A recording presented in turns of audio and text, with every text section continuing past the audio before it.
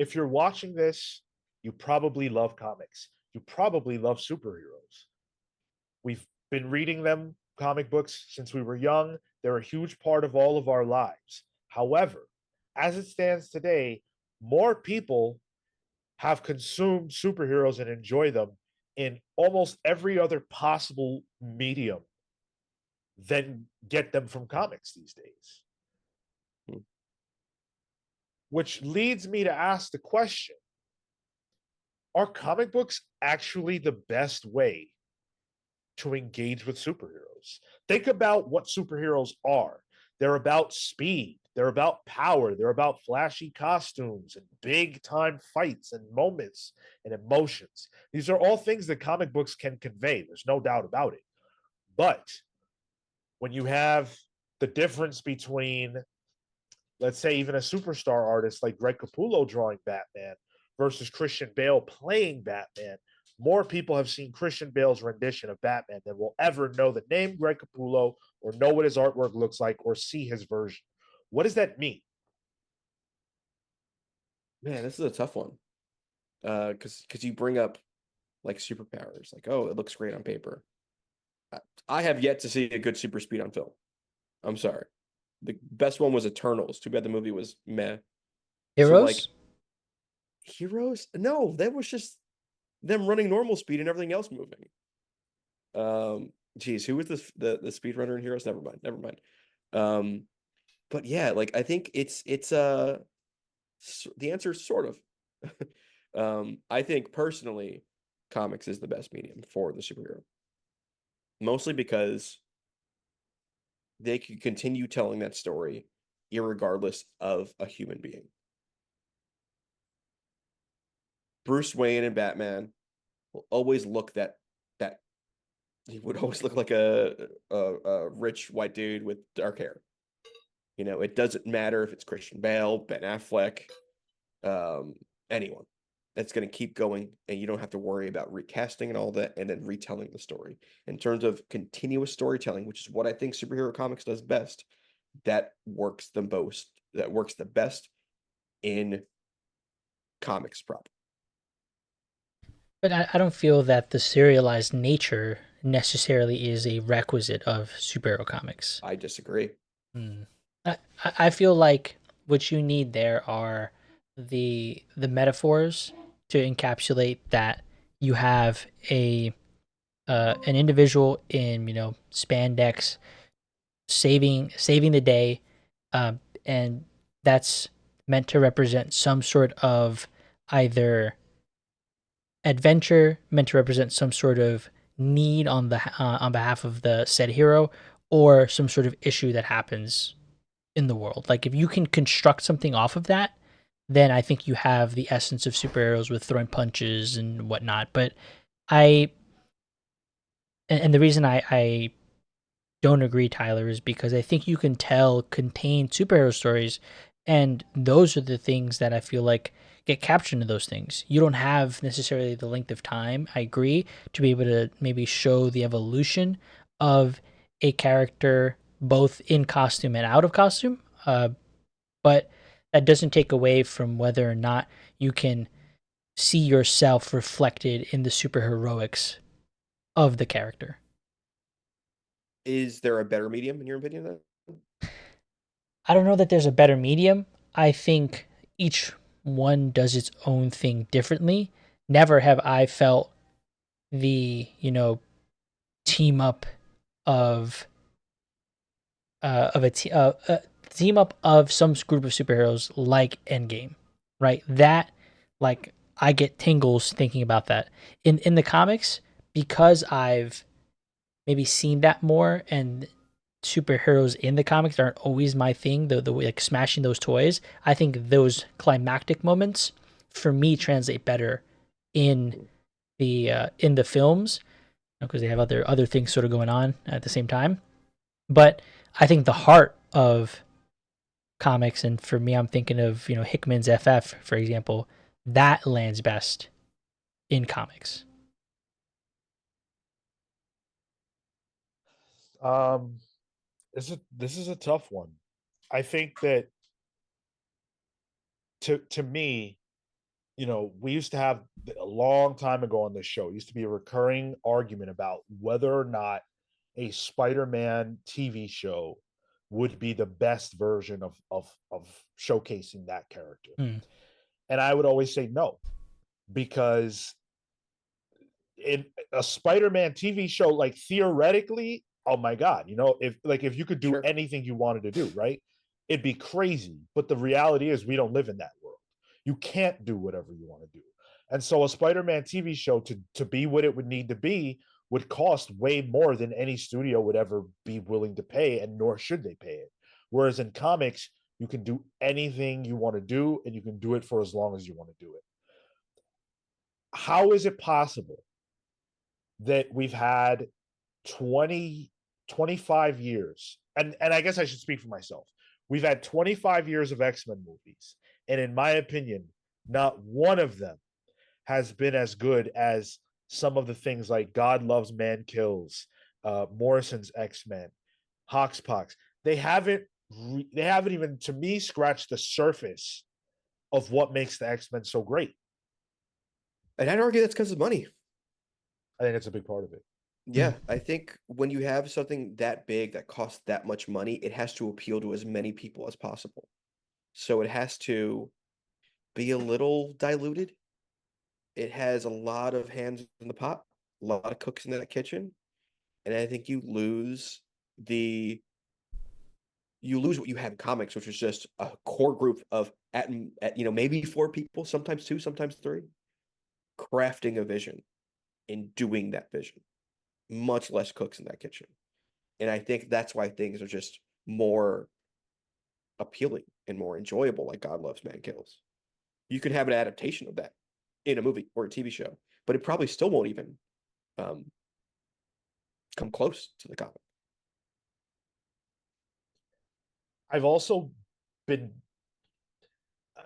disappointed a lot by films trying to emulate comic book storylines, but Hmm. missing the essential Mm. points of them. Yep. Yep. And I feel like that happens all the time, where these people don't even understand what it was about that comic that worked so well. And I think that's where, to Tyler's earlier point, the longevity, the serialized nature of comics comes into play, where the you have a point A that happened in, let's say 2005, and a point AA that happens, in 2025.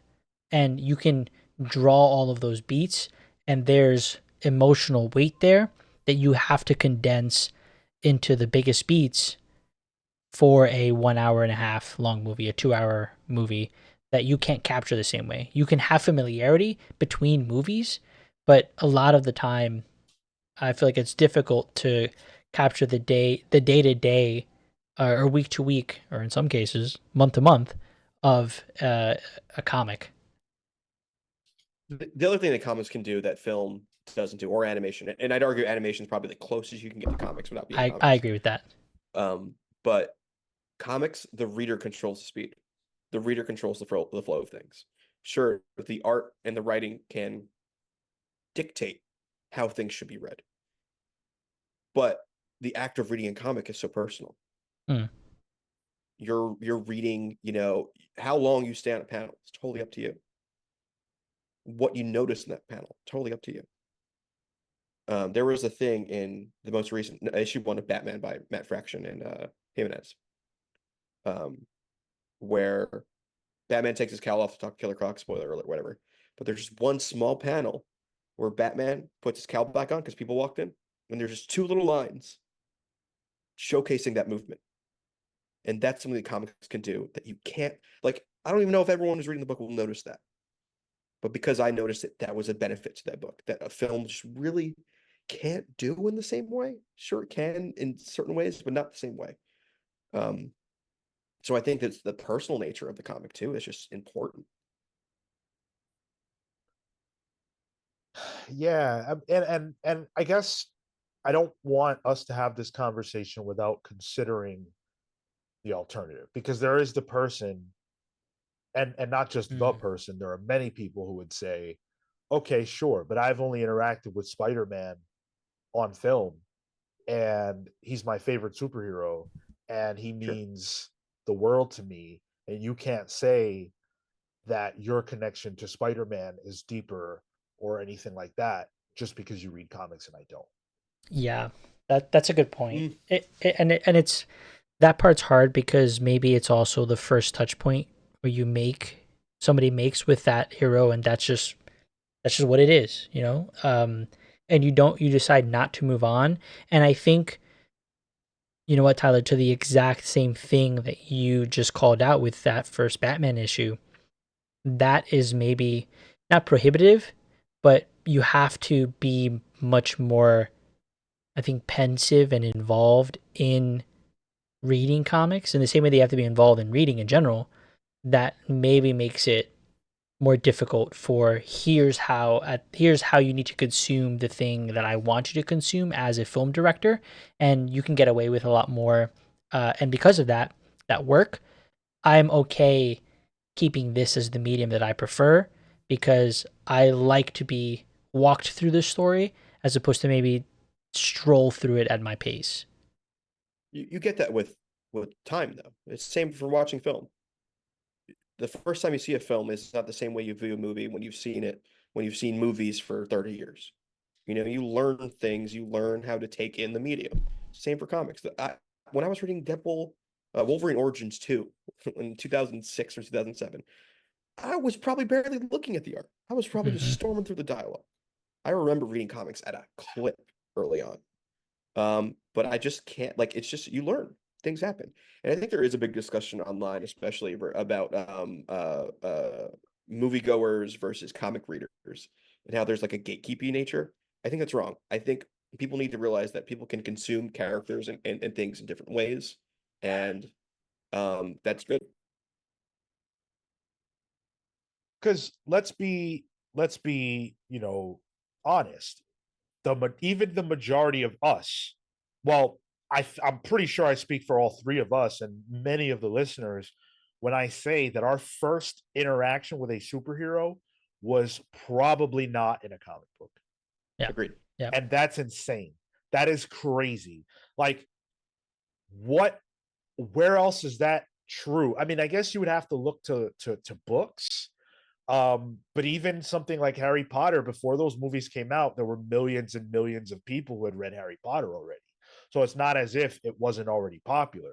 It's comics that something will be, like Spider-Man is obviously extremely popular and has been for 60, 70 years, but more people will ever watch, even just Spider-Man 1 than will have read a comic book with Spider-Man in it.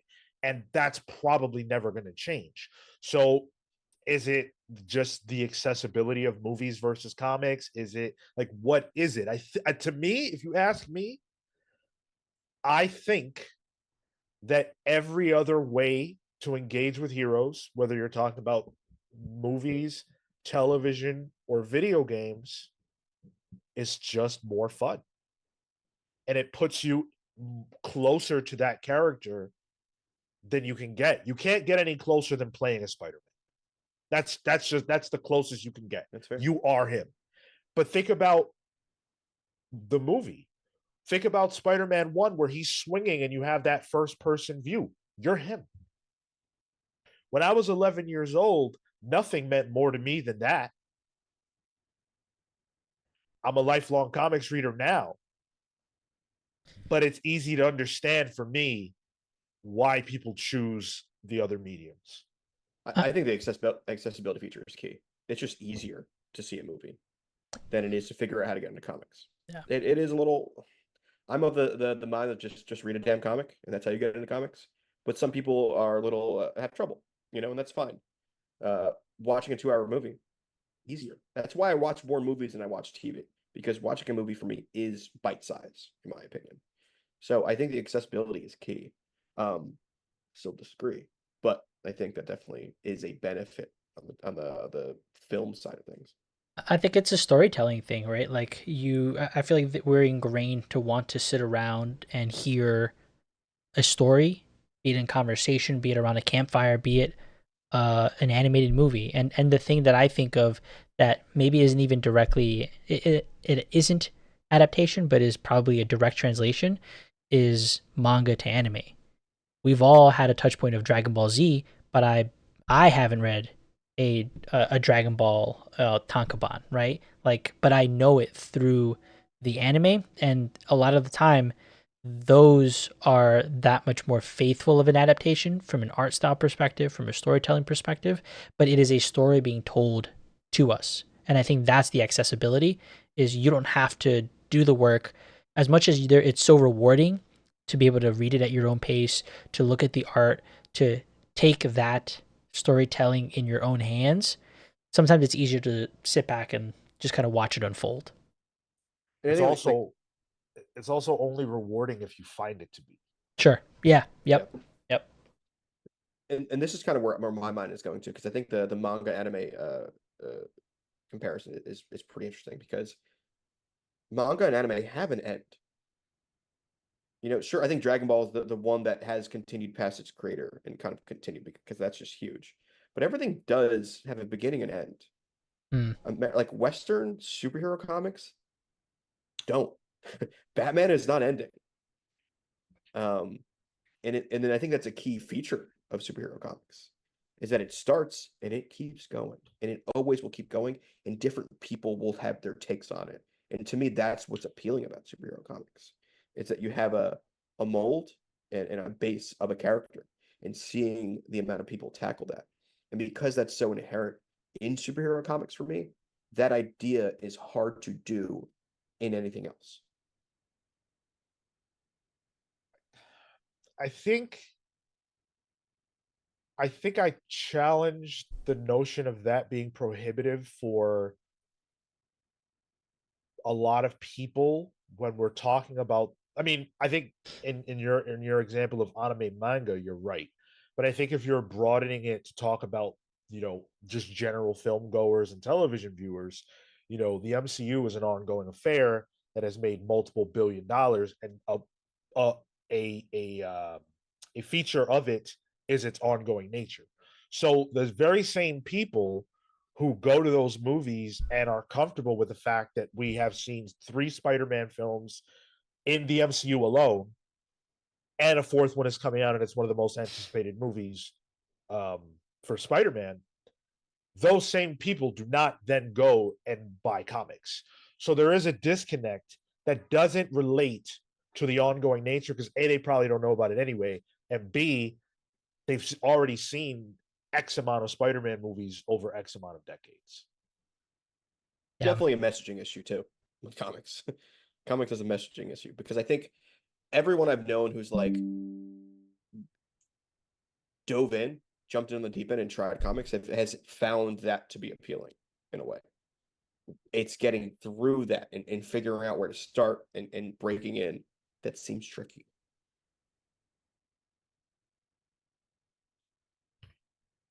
We'll leave it there. Let us know in the comments below where you land on this issue. Do you think that comic books are the best way to engage and interact with superheroes? It's not the most popular way. That cannot be argued, right? Film is king when it comes to that. But why? We all love comics. I'm never going to stop reading them. And if you're asking me, I would always rather read and feel that the best stories I have ever engaged with when it comes to superheroes are in the comics. Thanks for watching. We'll see you in the next one. Take care, guys. Cool.